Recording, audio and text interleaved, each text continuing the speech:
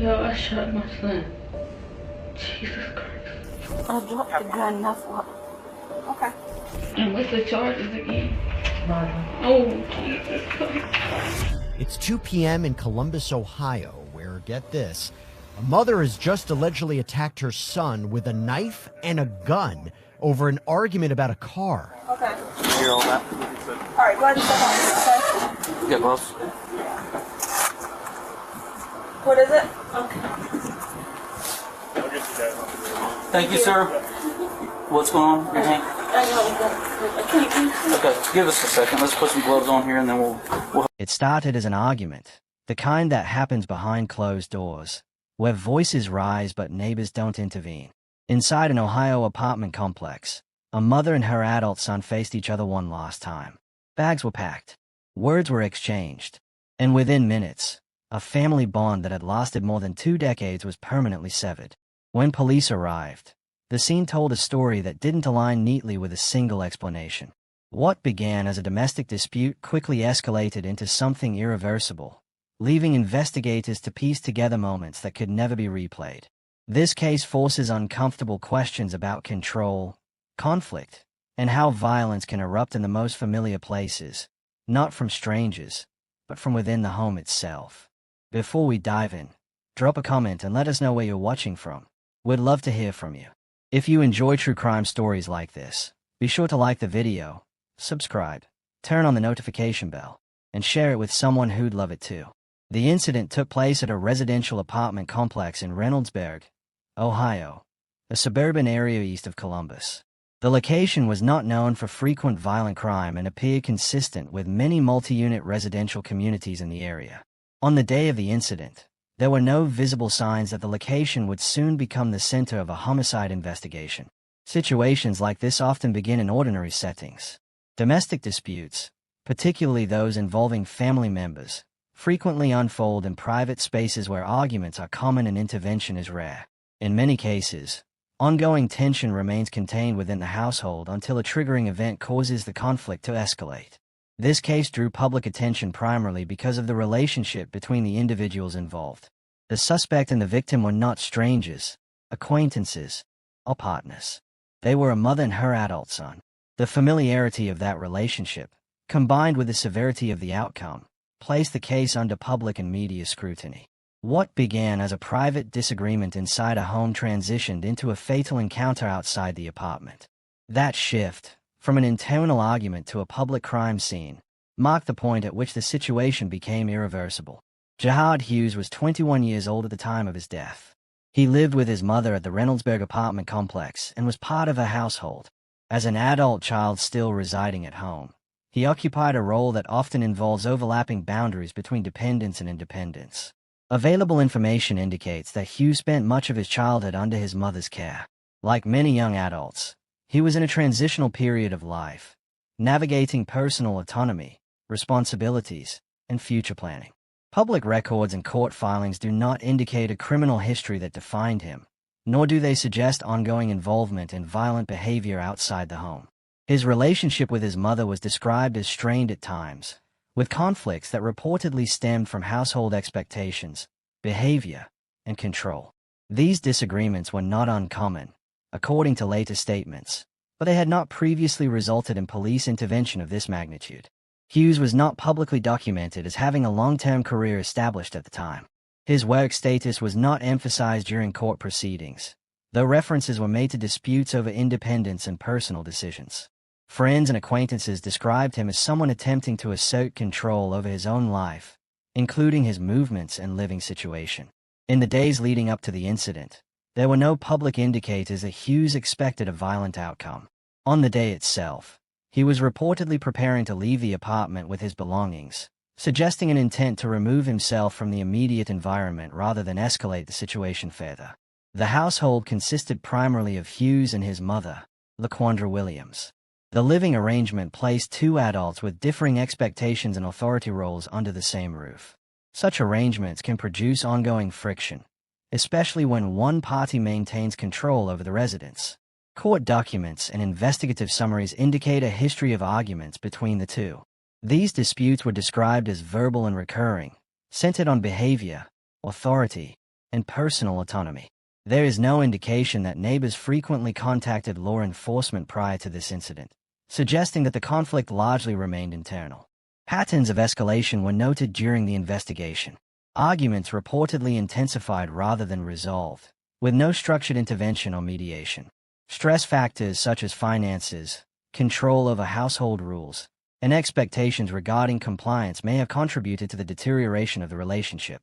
No formal protective orders or prior assault charges between the two were publicly documented. However, the absence of official records does not necessarily reflect the absence of persistent conflict.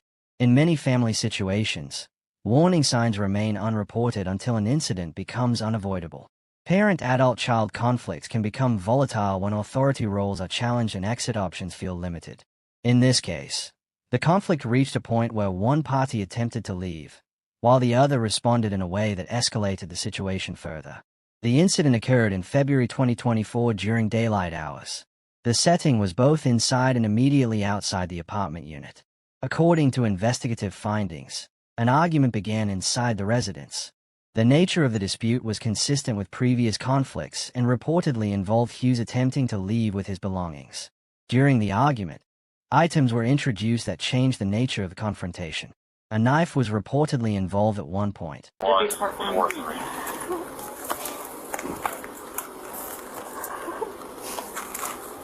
dropped the gun, that's what. Okay. That's pants. I don't think they're pants. You got pockets in these ones? Yeah.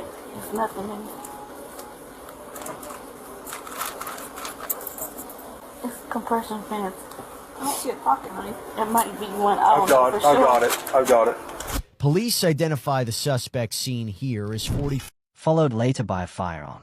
Investigators noted that the presence of weapons significantly altered the threat level and trajectory of the encounter. Hughes moved toward the exit with bags in hand, indicating a physical separation from the argument. Williams followed him outside the apartment. Surveillance footage and witness statements were used to establish movement patterns during these moments. The verbal dispute escalated into a physical threat scenario. At some point outside the apartment, Williams discharged a firearm. Hughes was struck by the gunfire. The sequence of events leading up to the shot was later analyzed frame by frame using witness accounts and physical evidence. The fatal shot marked the end of the confrontation and the beginning of the criminal investigation. Emergency calls were placed shortly after the gunshot was heard. First responders arrived to find Hughes unresponsive. Medical personnel attempted life-saving measures but ultimately pronounced him dead at the scene. Police secured the area, establishing a perimeter around the apartment complex. Officers recovered physical evidence, including the firearm used in the shooting. Statements were taken from Williams at the scene, along with preliminary accounts from neighbors who witnessed portions of the incident or heard the argument. Williams was taken into custody without incident. The scene was processed for forensic evidence, and detectives began constructing a timeline based on physical findings and I came home from work. I own a business. And my son drove my car there. I asked him how, where do you take my car to? Because I got my car fixed this weekend. And he wouldn't answer me, and I said, I said, I'm talking to you. He wouldn't answer me, and he don't like my boyfriend. I'm going to kill you and murder you. We were fighting in my living room. He never did that to me. And then I have a gun. He has a gun of mine too. Like, we always get into it. Like, I don't believe this is happening. Like, I can't even cry. Like, that's my child. Like, you don't know. God mercy, man. What in the world is happening? and constructing a timeline based on physical findings and verbal statements. Initial charges were filed following a review of the circumstances. Williams was arrested and later formally charged as the case moved through the legal system. Investigators conducted a detailed examination of the firearm, confirming that it was the weapon responsible for the fatal injury.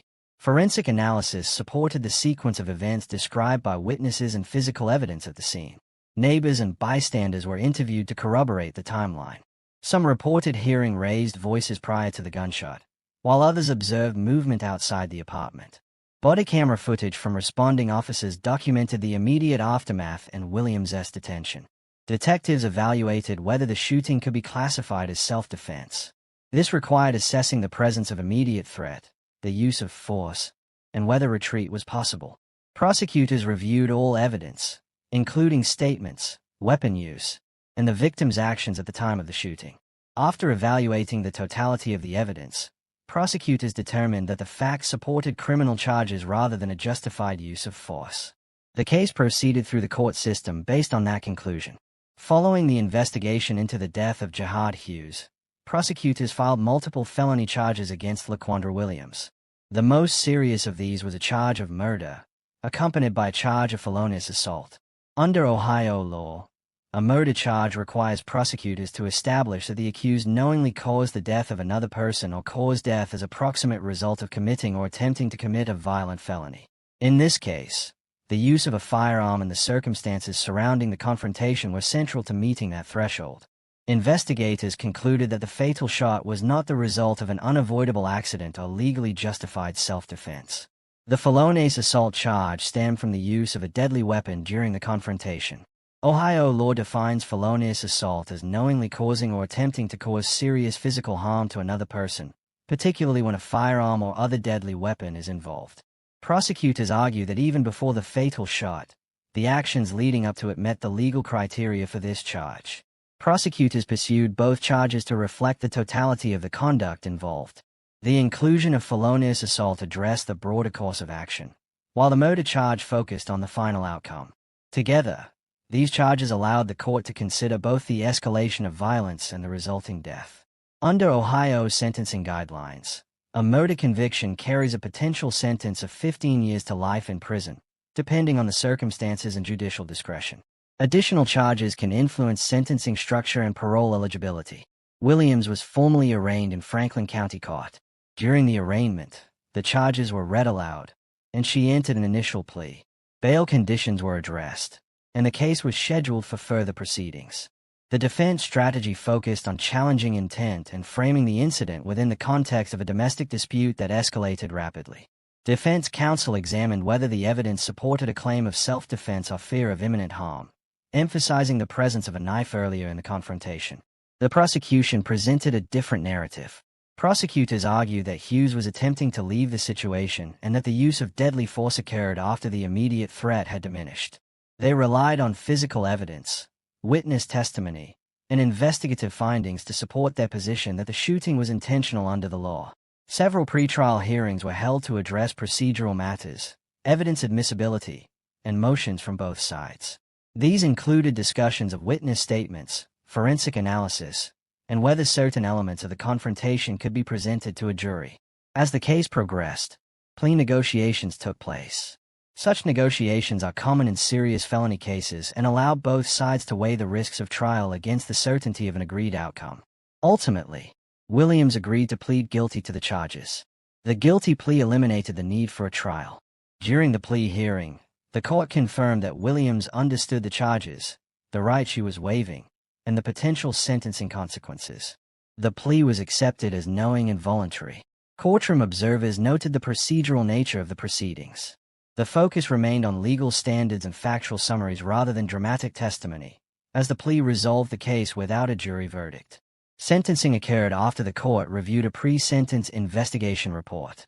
This report included background information, details of the offense, and recommendations based on statutory guidelines. The judge addressed the court, outlining the seriousness of the offense and the factors considered in determining the sentence. These factors included the use of a firearm, the relationship between the defendant and the victim, and the sequence of events leading to the fatal shot. Williams was sentenced to 18 years to life in prison. This structure meant that she would be eligible for parole consideration after serving 18 years, but would remain subject to incarceration for life unless granted parole by the appropriate authority. The sentence reflected Ohio's approach to serious violent offenses, balancing mandatory minimums with parole eligibility. The felonious assault conviction was merged into the overall sentencing structure, consistent with state law. Legally, the conviction resulted in the permanent loss of firearm rights and other civil restrictions. Williams was transferred to the Ohio Department of Rehabilitation and Correction to begin serving her sentence. For surviving family members, the sentencing marked the conclusion of the criminal case, but not the end of its consequences. The legal resolution finalized responsibility, but did not alter the outcome that had already occurred. The case received extensive coverage from local news outlets in the Columbus and Reynoldsburg area. Media reports focused on the unusual nature of the relationship between the defendant and the victim, often emphasizing that the incident involved a parent and adult child. Public reaction was mixed. Some community members expressed concern about domestic violence and firearm access, while others debated the role of self-defense claims in family disputes. Online discussions reflected a wide range of interpretations, often shaped by limited information or personal beliefs. True crime content creators also covered the case, analyzing court documents, timelines, and legal outcomes. Podcasts and video channels framed the story as an example of how domestic conflicts can escalate beyond control. The case raised ethical questions about coverage itself, including how much personal history should be made public and how narratives can influence perception before all facts are known. This case highlights ongoing issues related to domestic violence within families, particularly when conflicts involve authority, control, and independence. Parent-adult-child relationships can carry unresolved power dynamics that intensify disputes. The presence of firearms in domestic settings remains a critical factor. Investigators and legal experts continue to examine how access to weapons influences the severity and finality of domestic conflicts. Questions remain about whether earlier intervention could have altered the outcome. The absence of prior official reports does not necessarily indicate the absence of warning signs. Informal conflicts often go unaddressed until escalation becomes unavoidable. Systemic challenges, such as limited access to mediation, mental health resources, alternative housing, may also play a role. What remains unknown are the private moments that preceded the public incident and whether different decisions at earlier stages could have changed the trajectory. This case demonstrates how a single moment can permanently alter multiple lives. An argument that may have occurred many times before escalated into irreversible action within minutes. It illustrates how quickly familiar environments can become crime scenes and how domestic disputes can carry consequences far beyond their origin. Families and communities are left to navigate the aftermath long after the legal process concludes. Cases like this demand attention, not because of sensational details, but because they reveal patterns that continue to repeat. Understanding these patterns is one step toward preventing similar outcomes in the future.